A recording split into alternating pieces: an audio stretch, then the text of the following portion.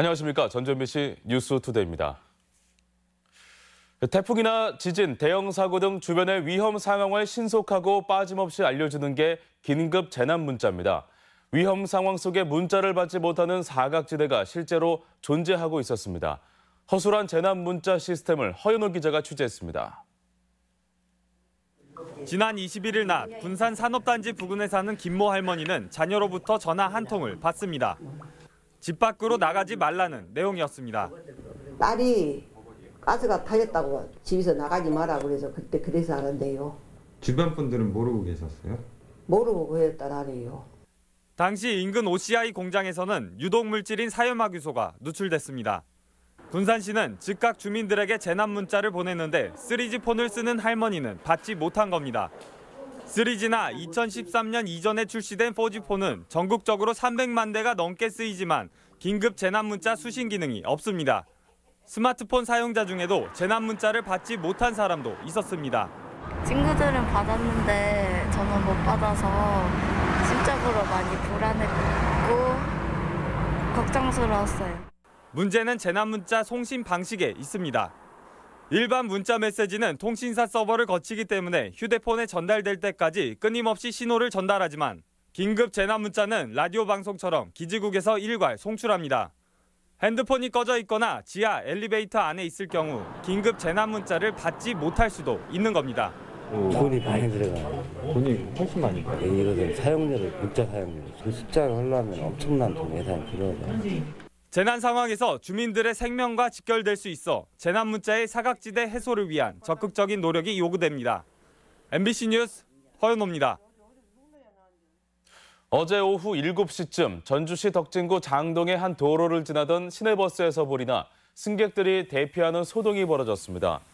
버스 절반이 불에 탔지만 다행히 인명피해는 없었고 경찰과 소방당국은 버스 기사 등을 상대로 화재 원인을 조사하고 있습니다.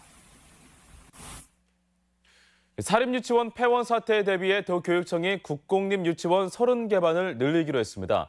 저렴하고 믿을 수 있는 유치원이 늘어나지만 학부모들 고민은 더 깊어지고 있다고 하는데요. 그 이유를 송인우 기자가 취재했습니다.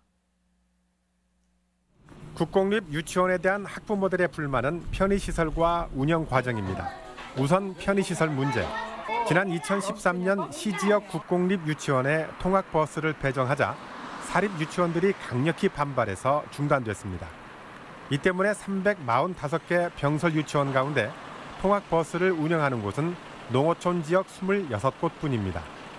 통학버스 운영률은 11%, 전국 17개 시도 가운데 7번째로 낮습니다. 도시 지역은 아예 통학버스가 배치되지 않았고 폐업된 곳에 어린이를 수용하겠다는 유치원조차도 마찬가지입니다. 들어가기도 힘들겠지만 거기는 보내지 않을 것 같아요. 차편도 그렇지만 엄마들이 마음 놓고 맡기는 그런 것들이 다 충족이 되지 않으니까. 더 큰 불만은 운영 방식입니다. 특히 맞벌이 부부에게는 아예 아이를 맡길 수 없는 곳이라며 학부모들은 불만을 쏟아내고 있습니다. 방학 기간도 우선 너무 길고 그다음에 그 수업 시간도 좀 짧고 그래가지고 그 부분 때문에 저는 일부러 그 공립을 보낼 수가 없었어요. 도교육청은 학부모 불편을 해소하기 위해서 우선 통학버스라도 운영하겠다는 입장입니다. 사립유치원 폐원에 따라서 새로 문을 여는 유치원이나 또 희망하는 다른 유치원들에도 수요조사를 거쳐서 통학버스를 배치할 수 있도록 하겠습니다. 국공립유치원의 편의시설이나 교육과정을 수요자 위주로 개편하지 못하면 사립 의존도는 여전할 수밖에 없습니다. 학부모들은 이번 사립유치원 사태를 근본적으로 해결하기 위해서는 국공립유치원에 대한 전반적인 개선책 마련이 절실하다고 목소리를 높이고 있습니다. MBC 뉴스 송인호입니다. 겨울을 앞두고 연탄값과 등유값이 줄줄이 오르고 있습니다. 정부가 각종 지원책을 내놓고 있지만 추워진 날씨만큼이나 서민들의 마음도 얼어붙고 있습니다. 박연선 기자입니다. 전주 노송동에 사는 서정기 할아버지는 난방에 쓸 연탄만 보면 한숨이 나옵니다. 연탄값이 개당 660원으로 100원 넘게 올랐기 때문입니다. 밤사이 20% 가까이 가격이 오른 건데 벌써 3년째 오름세입니다. 우리나라가 연탄 생산자에 지급해온 화석연료 보조금을 내후년까지 폐지하기로 했기 때문입니다. 부담되고 여기 살아가려면 좀 힘들고 지금 돈이 갖고 골치 아픈데. 정부는 저소득층의 부담을 덜어주기 위해 연탄 쿠폰 지급액을 늘리기로 했습니다. 31만 원 선에서 40만 원 선으로 30%가량 늘리는데 전북에서는 4,148명이 대상입니다. 연탄뿐 아니라 가격이 꾸준히 오른 등유값도 농가엔 큰 부담입니다. 1년 전 리터당 800원대였던 등유 가격은 최근 1,000원 안팎까지 올라 화훼단지나 과수농가는 타격이 큰 상황입니다. 난방비 부담이 상당히 많이 가요. 작년에도 난방비로만 한 600~700만 원 정도 들어갔거든요. 올해도 지금 뭐 유류세 인하하고 면세유 혜택을 받는다고 해도 별반 차이가 없을 것 같아요. 올해도 강력한 한파가 예상되는 가운데 난방비 부담이 가중되면서 서민들의 몸과 마음은 더욱 움츠러들고 있습니다. MBC 뉴스 박연선입니다. 전북경찰청은 선거법 공소시효 20일을 앞둔 가운데 유진섭 정읍시장과 박준배 김제시장, 황숙주 순창군수, 황인홍 무주군수를 기소 의견으로 검찰에 넘겼습니다. 유진섭 정읍시장은 8회로 제한된 문자메시지 발송 횟수를 2회 초과한 혐의며 황숙주 군수는 추적을 SNS에 올려 공무원 10명과 함께 중립의무를 지키지 않았다는 이유로 송치됐습니다. 박준배 김제시장과 황인홍 무주군수는 각각 현수막과 선거토론회에서 허위 사실을 공표한 혐의를 받고 있습니다. 광주형 일자리 사업이 지지부진해지면서 군산이 주목을 받고 있는데요. 임금을 깎아 일자리를 늘리겠다는 사실상 실패한 사업 모델을 적용하는 방식에 우려와 거부감이 적지 않습니다. 김한광 기자입니다. 정부와 여당인 민주당은 광주형 일자리 사업 추진이 여의치 않을 경우 군산 대안론을 노골적으로 흘리고 있습니다. 군산에도 적용할 수 있다는 논리인데 오히려 광주의 노사 민정 대타협 압박용 아니냐는 의심을 받고 있습니다. 마치 광주에서 안 되니까 군산에서 한번 해보라. 근데 이제 그렇게 하지 말고 정말 군산형 일자리가 새로운 이름을 가지고 세계적으로 벤치마킹 될 수 있는. 광주형 일자리는 반값 임금 논란만 부각돼 사실상 실패한 사업 모델이라는 평가가 벌써부터 나오고 있습니다. 만약 군산형 일자리를 논의하려면 지역 여건에 맞는 새로운 사업 모델이 아닌 한 아예 전망이 없다는 겁니다. 군산형 일자리를 만약에 한다면 특히 신산업 쪽으로 고용을 창출할 수 있는 그런 쪽으로도 한번 생각해 볼 필요가 있지 않나. 군산형으로 거론되는 전기차 생산 모델도 일자리 쪼개기 차원의 단기 성과용이라면 노동계의 참여도 장담할 수 없습니다. 그 산업을 어떻게 만들어낼 건가에 대한 전략이 먼저 있어야 되는 거고 지금 있는 일자리를 인위적으로 그냥 나눠가지고 쪼개가지고 서로 가져가자. 이거는 스킨 게임밖에 안 되는. 위기의 지역경제 활성화 방안으로 광주 모델을 적용하는 군산형 일자리 사업이 주목을 받고 있지만 사업 명칭에서부터 사업 내용과 논의 구조에까지 현실은 결코 녹록지 않아 보입니다. MBC 뉴스 김한광입니다. 프로축구 전북현대 최강희 감독 후임에 외국인 감독이 최종 낙점됐습니다. 최강희 감독은 다음 달 초 홈에서 고별전을 갖습니다. 박찬익 기자입니다. 올 시즌을 끝으로 전북 현대를 떠나 중국 텐진에서 지휘봉을 잡게 된 최강희 감독.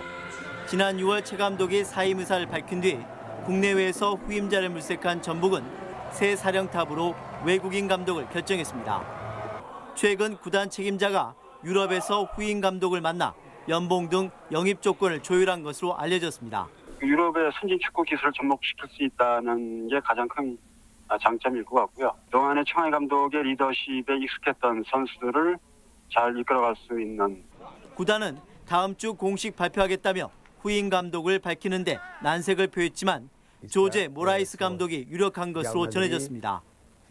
모라이스 감독은 포르투갈 출신으로 맨체스터 유나이티드의 무리뉴 감독 아래 수석 코치를 지내는 등 유럽뿐 아니라 사우디아라비아에서 지도자 생활을 경험했습니다.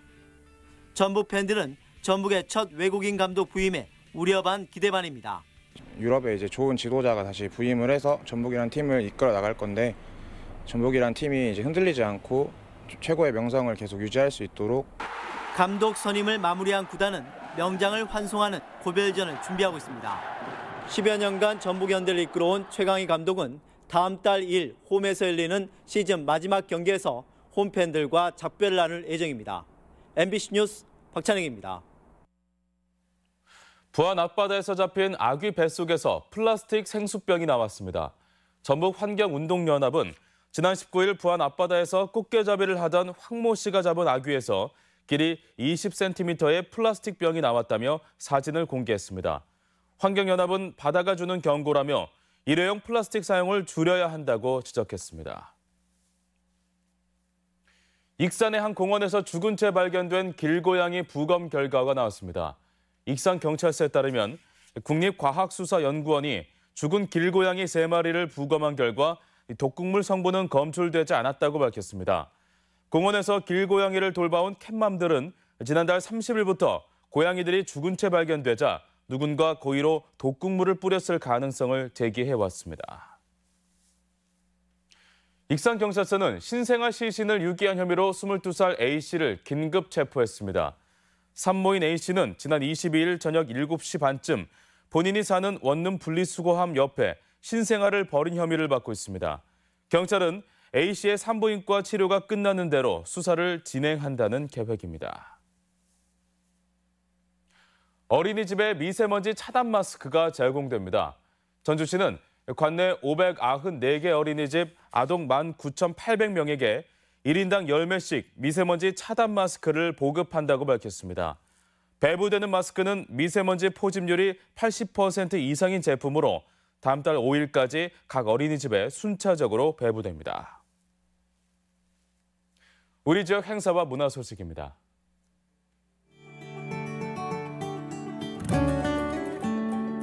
무형유산 공연 전문 연출가의 입문의 장으로 마련한 국립무형유산원 토요 상설 공연이 오늘 있습니다. 국립민속국악원의 상설 공연 토요 국악 초대석이 오늘 예흥헌에서 최수정 적벽가를 끝으로 올해 공연 막을 내립니다. 문화공가면 천둥소리가 내일 한국소리문화의 전당에서 정기 연주회를 갖습니다. 온 가족이 함께 즐기는 판타지 뮤지컬 앨리스와 전설의 용이 오늘 정읍 연재 아트홀에서 무료로 공연됩니다. 완주군 여성합창단의 정기 연주회가 오늘 문예회관에서 가을 동행이란 주제로 열립니다. 고 1, 2학년 학생과 학부모를 대상으로 한 2020학년도 수능 대비 학습 전략 입시 설명회가 오늘 전주대학교 예술관에서 있습니다. 전주대학교 부동산학 창학 30주년 기념 행사가 오늘 전주대학교 스타센터에서 있습니다. 토크 콘서트 등 다채로운 문화 행사로 마련된 골목 대첩이 오늘 익산 문화예술의 거리에서 열립니다. 남원시는 오늘 남원 예촌앞 광장에서 제1회 북악 페스티벌을 개최합니다. 저렴한 가격에 질 좋은 김장 재료를 마련할 수 있는 직거래 장터가 도청에서 열리고 있습니다.